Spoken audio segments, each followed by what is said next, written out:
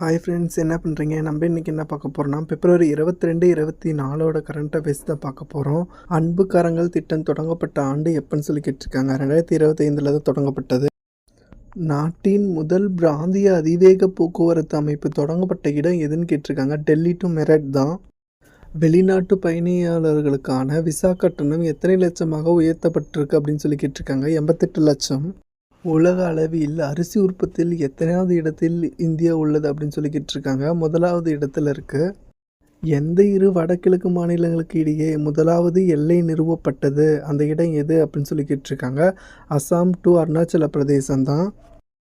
இந்தியாவில் பொது தடுப்பூசி திட்டத்தின் கீழ் எத்தனை தடுப்பூசி போடப்படுகிறது அப்படின்னு சொல்லி கேட்டிருக்காங்க. 11 தடுப்பூசி தான்.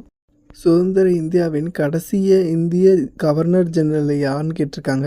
சி ராஜகோபாலாச்சாரி தான். இந்தியா சிப்காட் பிரைவேட் நிறுவனம் என்ற பெயரில் சிப் தயாரிப்பு ஆலையை அமைக்க பிரதமர் மோடி அடிக்கல் நாட்டியுள்ளார். அந்த இடம் எதுன்னு சொல்லி கேட்டிருக்காங்க. கிரேட்டர் நொய்டா அப்படிங்கிற இடம் தான். இந்தோ ஐரோப்பிய மொழிகளின் வேறு சொல் ஒப்பிட்ட அகராதி திட்டத்தை 4ஆம் தொகுதி நூலை வெளியிட்டவர் யாருன்னு சொல்லி கேட்டிருக்காங்க. உதயநிதி ஸ்டாலின் அவர்கள் தான். கத்தார் ஓப்பன் டென்னிஸ் போட்டியில் சாம்பியன் பட்டம் வென்றவர் யாருன்னு சொல்லி கேட்டிருக்காங்க. கார்லோஸ் அல்காராஸ் அப்படிங்கிறவர் தான். Delhi open ATP 75 challenger tennis போட்டி எங்கு நடைபெற்றது அப்படின்னு சொல்லி கேட்டிருக்காங்க. புதுடெல்லியில் தான் நடைபெற்றிருக்கு.